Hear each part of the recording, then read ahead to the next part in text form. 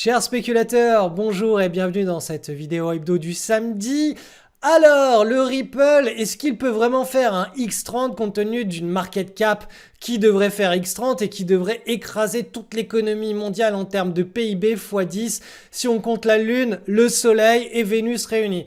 On va parler de cette histoire-là. Je vais faire une partie assez significative de cette vidéo basée sur ça et vous expliquer que eh bien, les marchés financiers, c'est pas aussi mathématique que ce qui pourrait paraître.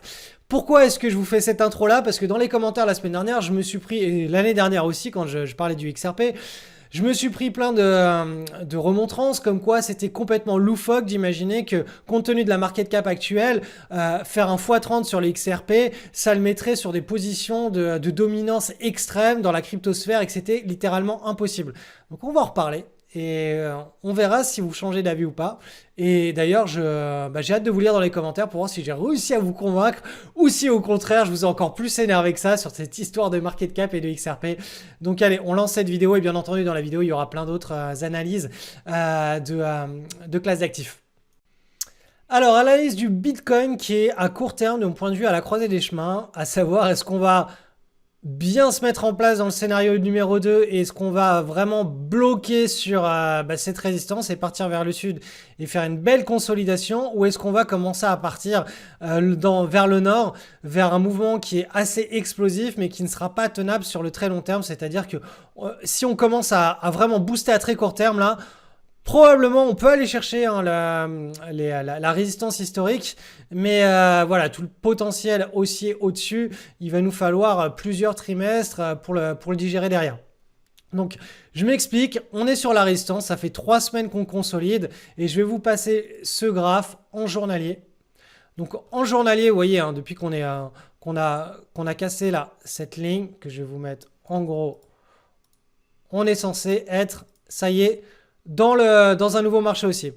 Et là, vous voyez, on a une volatilité qui se contracte au maximum. Alors, je vais vous supprimer toutes ces lignes pour que vous voyez bien la volatilité se contracter. Donc, quand on a ce genre de comportement sur un actif extrêmement volatile, là, je vais vous afficher les bandes de Bollinger. Vous voyez que là, c'est en train de se restreindre très fortement.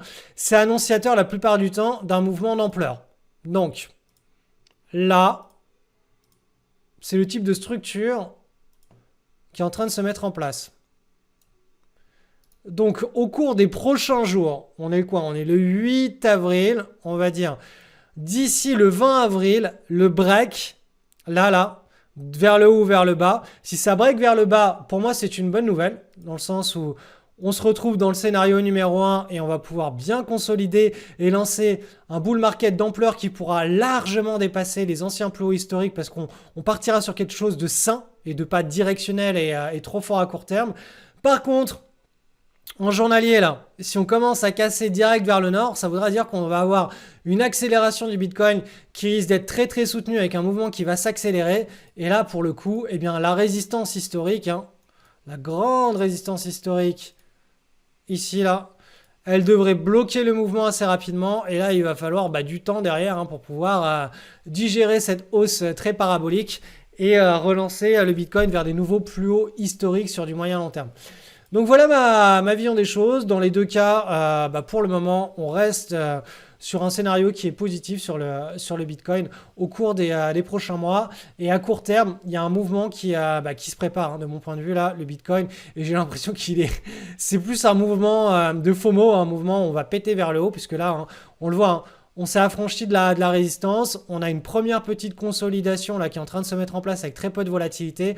On est limite dans une situation de type requête de marché. Ceux qui connaissent les requêtes de marché, qui font du swing trading daily dans ma communauté, vous voyez bien ce genre de configuration. Là, on est sur quelque chose qui s'approche d'une requête.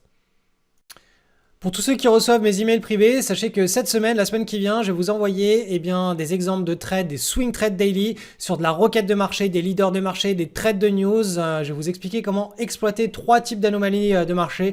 que l'on peut utiliser sur le marché des cryptos, sur le marché des actions, sur le marché des commodities, sur n'importe quel type de marché, mais surtout sur le marché des actions puisque c'est là où il y a quand même le plus d'opportunités.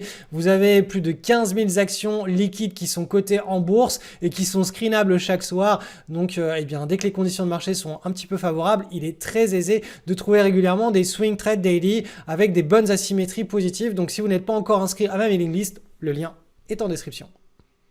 Alors pour rebondir sur la vidéo que j'ai faite la semaine dernière, je vous ai fait une petite vidéo qui a eu pas mal de vues et qui s'appelait, je crois, potentiel de X30 sur le Ripple, exposition à un accident positif de richesse. Donc toutes les remarques que j'ai eues, et elles sont parfaitement légitimes et j'en ai bien conscience, c'est que la market cap du Ripple, pour qu'elle fasse un X30, il faudrait qu'il se passe quelque chose d'assez significatif dans le monde de la cryptosphère, tel que basiquement un gros bull market sur toutes les crypto-monnaies et que le Ripple commence à prendre une place de premier choix dans la cryptosphère. Alors, bien entendu, si le Ripple, on est dans une logique de Ripple qui fait une forte asymétrie avec un X30, ça ne se fera pas, ce genre de choses, ça ne se fera pas sans qu'il y ait un gros bull market derrière sur toute la cryptosphère. Ça, c'est la première chose, hein. L'argent ne va pas aller s'investir sur une seule crypto-monnaie et délaisser toutes les autres. Ça ne marche pas comme ça, hein. Vous le savez, c'est comme ça dans toutes les classes d'actifs. Quand il y a les actions qui se mettent à monter, de manière générale, vous allez trouver des gros accidents positifs sur beaucoup d'actions. Par contre, quand on est en plein marché baissier ou en plein krach boursier, même les plus belles actions du monde seront impactées négativement. Donc il faut vraiment qu'il y ait une espèce de tempête haussière sur une classe d'actifs pour que les asymétries puissent se manifester.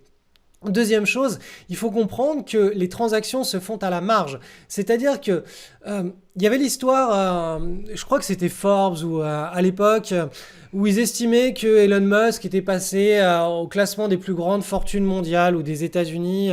Il était arrivé dans le, je sais plus, dans le top 10. Enfin, il est arrivé vraiment dans une très très belle position, basé sur la capitalisation boursière de Tesla et c'est le nombre d'actions qu'il possédait. Et donc, sa fortune, elle fluctuait tous les jours. Mais à aucun moment, on s'est dit, mais s'il revend toutes ses actions, à quel point ça va impacter à la baisse le marché et à quel point il va pouvoir se séparer de toutes ses actions. Je veux dire, si l'action Tesla cote, on va dire, 1000 $ et que Elon Musk décide de liquider toutes ses actions, je pense qu'à la fin de sa dernière action, quand elle sera liquidée, il la liquidera probablement à 100 $. Je ne sais pas si vous vous imaginez, mais liquider une quantité astronomique d'actions sur un marché ouvert comme ça, il faut qu'en face, il y ait les acheteurs. Et donc, estimer une market cap réaliste en fonction non pas des cotations qui sont faites à la marge des acheteurs et des vendeurs, mais sur la vraie valeur de celui qui détient les actifs au moment où il doit liquider les actifs. C'est bien beau de dire actuellement ça cote à tant, mais quand il doit liquider ses actifs, à combien est son prix de revient? Et si ça cote à 1000 $ et qu'il doit vendre 80%, je sais pas moi, ou 70% de la market cap de Tesla, je sais pas du tout combien il est détenteur, hein, mais si vous devez vendre 70% d'une market cap, croyez-moi, à la fin de la vente des 70%, ce sera plus à 1000 $, ce sera à 100 $. Tout ça pour dire que la valorisation d'un actif, il y a la valorisation théorique, c'est-à-dire celle qui se fait à la marge, c'est-à-dire que Ripple, si vous laissez juste deux acteurs faire des achats, des ventes, ils peuvent vous monter le prix du Ripple à 10 000 $. Et vous allez vous réveiller le matin, vous allez vous dire « Oh ok, Ripple vaut 10 000 $ et la market cap elle est monstrueuse. » Sauf que théoriquement oui, mais réalistement, si le lendemain, ces deux ou trois mecs-là se remettent à vendre leur Ripple, ça va très probablement revenir autour de 0,50 $. Les transactions se font à la marge, c'est pour ça qu'il y a du pump and dump, c'est pour ça qu'il y a autant de manipulation de marché sur beaucoup de classes d'actifs, c'est pour ça qu'il y a des histoires hallucinantes comme ce qu'il y a eu sur GameStop, comme ce qu'il y a eu sur le short squeeze de Volkswagen en 2008. J'avais fait un trade extraordinaire là-dessus que j'avais relaté en live sur mon blog et même dans mon livre. Vous pouvez aussi retrouver ce trade sur mon blog en faisant les recherches Short Squeeze Volkswagen, trade, swing trade, Cédric Froment, vous pouvez retrouver toute l'histoire de ce trade. Et c'était des situations qui étaient absolument hors du commun, c'était des anomalies. Mais les anomalies ont de manière générale lieu, toutes ces asymétries positives ont lieu dans des conditions qui sont anormales. Et quand on fait un pari sur une énorme asymétrie positive, on ne s'attend pas à ce que tout se passe comme ça se passe dans 99% des cas sur les marchés financiers. On s'attend à ce qu'il se passe quelque chose d'absolument hors du commun.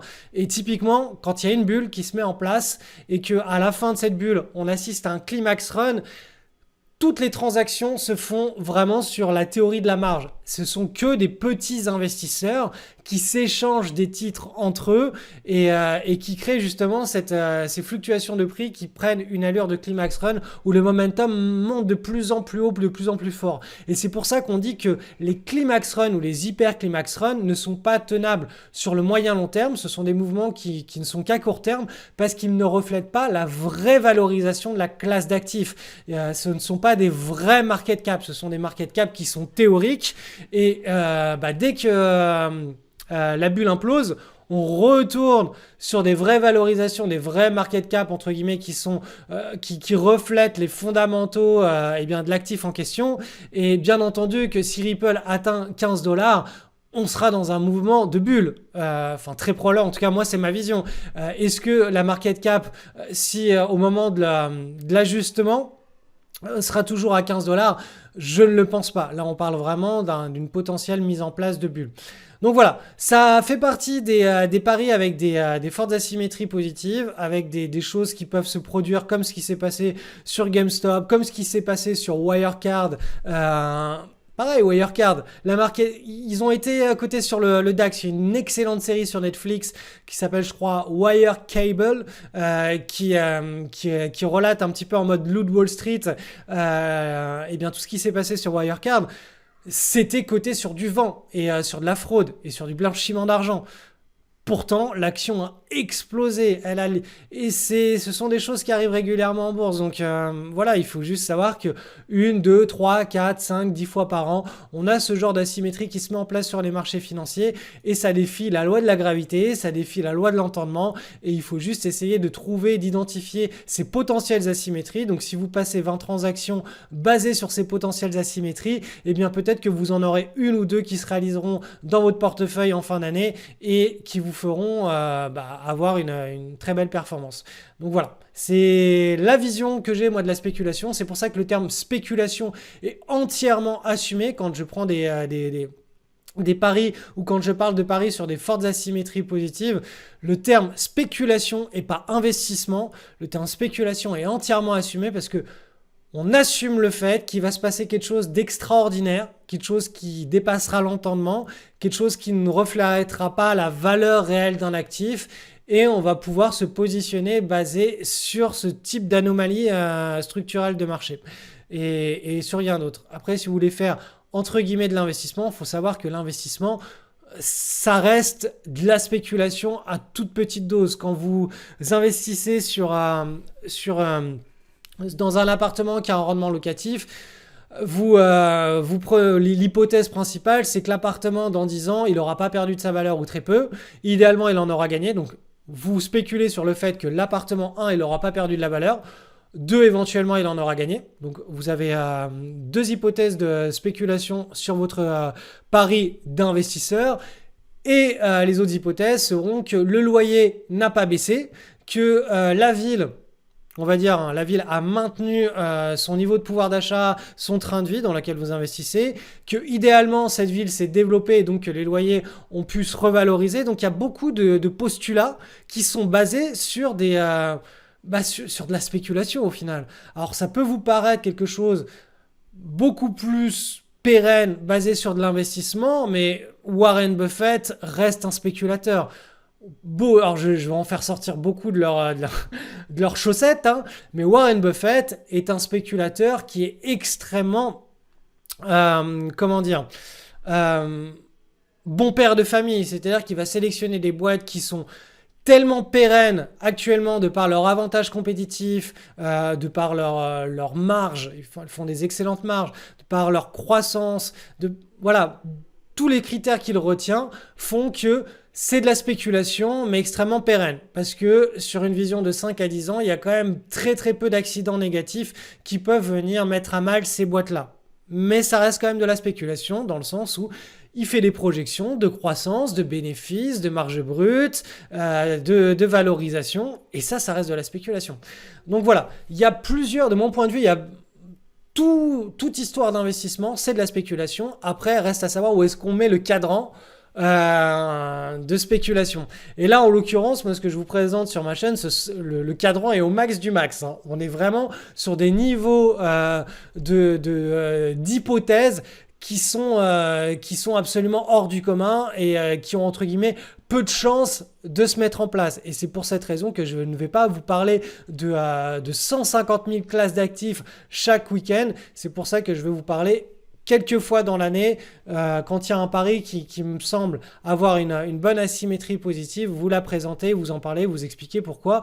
C'est quelque chose qui peut qui peut attirer votre attention. Après, bien entendu, libre à chacun de placer quelques billes sur ce type de pari. Moi, j'essaie juste de vous partager mon point de vue et comment je m'en sors sur les marchés financiers. Et si vous êtes intéressé par trouver ce type d'opportunité par vous-même avec un petit écosystème, un screener et de la reconnaissance de pattern avec un plan de trade, sachez que cette semaine, dans mes emails privés, je vais vous expliquer les 3 grands types d'anomalies de marché que j'utilise pour ma spéculation et qui me permettent de trouver ce type d'opportunité. J'essaye d'en trouver quelques-unes chaque mois. Parfois, pendant certains cycles, il ne se passe rien pendant 1, 2, 3 mois.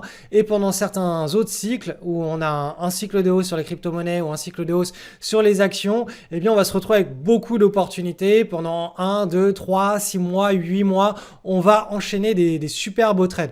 Donc ça, je vais vous en parler dans mes emails privés. Je vais vous envoyer 4 emails privés cette semaine. Et si vous n'êtes pas encore inscrit à ma liste d'emails privés, le lien est en description. Analyse de l'or côté contre de l'euro, on est en hebdomadaire, donc là on est une semaine de stabilisation après 2 petites semaines de correction. Je vous rappelle que on se trouve ici dans une nouvelle dynamique de hausse qui est en train d'être lancée depuis il y a 4 semaines. La semaine du 13 mars, ici on a cassé par le haut, on avait déjà eu une cassure ici. Là on a commenccommencé à accélérer, ça veut dire que la dynamique à laquelle en tout cas moi je m'attends est une accélération de la vélocité, une accélération du momentum et bien là on est censé être qu'au début. Donc là on devrait assister à une nouvelle consolidation qui devrait idéalement durer plusieurs mois avant de libérer un mouvement qui va s'accélérer de plus en plus. C'est typiquement comme ça que les matières premières, les commodities, libèrent leur dernière hausse au sein d'un cycle, une hausse qui est parabolique, ce qu'on appelle aussi les 5e vagues, puisque de manière générale, ça se fait toujours sur 3 grandes vagues impulsées. C'est la 5e vague et celle qui prend la forme d'un climax run, où il y a un fort décalage entre l'offre et la demande. Donc voilà, là pour le moment, on est dans la logique d'une petite consolidation ici en hebdomadaire qui devrait durer comme ça plusieurs semaines. Sur l'or coté en dollars, on va aller voir qu'il y a un peu plus de volatilité. Vous voyez qu'on est toujours là dans une grande consolidation. On n'a toujours pas libéré le mouvement tant qu'on n'a pas cassé cette zone de résistance là autour sur le tracker GLD autour des 180, allez des 195. Et idéalement, vu que là on arrive sur la zone de résistance des 190-195, il faudrait qu'on ait une belle latéralisation. Vous voyez cette latéralisation sur l'or coté en dollars. Idéalement, il faudrait qu'elle ait lieu en même temps que, je vous le rappelle, sur l'or coté en euros. Voilà, plusieurs mois de latéralisation, on va dire jusqu'à la fin du mois d'août, début septembre. Et bien là, sur le GLD, si au moins jusqu'au mois de septembre, là, on pouvait avoir cette latéralisation, ce serait une bonne chose pour calmer un petit peu les choses, puisqu'on là, on a quand même bien monté. Donc là, il faudrait que la volatilité se calme et qu'on puisse après avoir le fameux breakout haussier qui libérait tout le potentiel de l'or face à toutes les devises internationales. Je ne sais pas du tout ce que d'un point de vue géopolitique et macroéconomique, tout cela va signifier. On le verra, même si j'ai ma petite idée. Ce n'est pas les thèses fondamentales et macroéconomiques ne sont pas le sujet de cette vidéo du samedi. on reste uniquement focus sur l'analyse graphique, l'analyse du comportement des foules pour avoir un avis qui est un petit peu divergent de ce que nous racontent les grands médias et les catastrophistes ou tout simplement, voilà, on essaye de se dire, on ne parle pas le langage humain, on a accès qu'à des graphiques et qu'est-ce que nous disent ces graphiques sur le comportement des grandes classes d'actifs humaines sans avoir tout le storytelling qui tourne autour de ces classes d'actifs. Donc voilà, l'or, côté en dollars, on arrive sur la résistance, là on est en plein sur la zone, donc idéalement il faudrait que voilà qu'on stabilise sur cette zone pendant plusieurs semaines pour qu'on puisse libérer le mouvement, le fameux mouvement qui permettrait alors de peut-être de doubler en l'espace de quelques mois.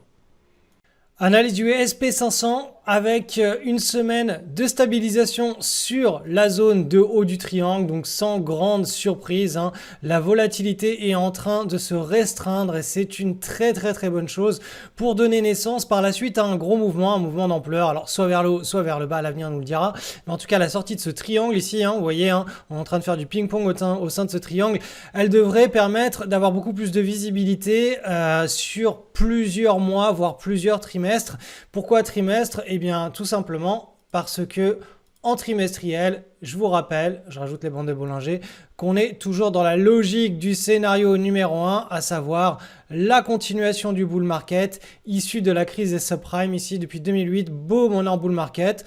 On a tapé une fois le support dynamique en trimestriel. Là, actuellement, on est en train de construire un rebond sur ce support dynamique. Donc, tant que ce support dynamique tient, on est dans le scénario numéro 1. Bien entendu, si ce support dynamique ne tient pas, on sera dans le scénario numéro 2, à savoir un gros range market avec marché baissier, marché haussier, marché baissier, marché haussier d'une décennie. Donc, si on va regarder en mensuel, on le voit bien, ce bull market, il est toujours en force, puisque là, on a une marche d'escalier, comme on en a eu 1, 2, 3, 4, et on est en train de faire la 5e. Donc, si on la casse par le haut, la marche d'escalier, on pourra avoir une nouvelle image, avoir de nouvelles anticipations qui sont celles d'une forte avancée haussière. Et bien entendu, en hebdomadaire, quand on fait le zoom, on se rend compte que cette marche d'escalier prend la forme d'une épaule, tête, épaule, tout cela inversé, ce qui est simplement une figure de retournement. Quand on a une baisse, une correction, là on est en train de créer un point d'inflexion, donc ce gros point d'inflexion, épaule, tête, épaule, et la deuxième épaule serait éventuellement ce petit triangle dont je parle, et vous voyez que les bandes de Bollinger en hebdomadaire sont bien resserrées, là on a une volatilité qui est de plus en plus restreinte, ce qui fait que derrière, le break, probablement vers le haut, ou s'il arrive vers le bas, donnera naissance à un mouvement d'ampleur. Donc, vous l'avez compris, je pense que d'ici, on va dire l'été, d'ici le mois de juin, juillet, quand on aura le breakout, on sera quand même assez... on aura une bonne indication sur le scénario trimestriel, à savoir... Si en hebdomadaire, on commence à lancer un mouvement fort vers le sud, ça voudra dire que potentiellement, on se retrouve dans le scénario numéro 2. Par contre, si on lance un mouvement fort vers le nord, on reste dans le scénario numéro 1. Et ça veut dire que en mensuel, on casse la marche d'escalier là et qu'on peut se relancer dans une forte et belle dynamique de hausse. Et pour le moment, la dynamique de hausse, on est dans un bull market. Le fond de tout ça est un bull market. Eh bien, c'est le scénario qui reste prédominant. Allez, petit teasing parmi les 4 emails privés que je vais vous envoyer cette semaine. Il y a 2 traders d'exception qui ont enregistré depuis leur salon, depuis leur bureau, depuis leur laptop, des résultats qui sont absolument extraordinaires, qui ont été audités. Ces traders ont été interviewés dans le Stocks Market Wizard récent. Alors, il y en a un qui datait un peu plus, donc lui, il n'a pas pu être interviewé parce qu'il est déjà mort. Mais je vais vous expliquer en détail quelle est leur méthodologie et quelles sont les anomalies de marché qu'ils utilisaient. Et vous verrez, comme par magie, ce sont aussi les anomalies qu'utilisent tous les spéculateurs et les traders des temps modernes qui arrivent à s'en sortir sur les marchés financiers, contrairement à plus de 95% des boursicoteurs qui basent leur trade essentiellement sur du storytelling et non sur des anomalies structurelles de marché.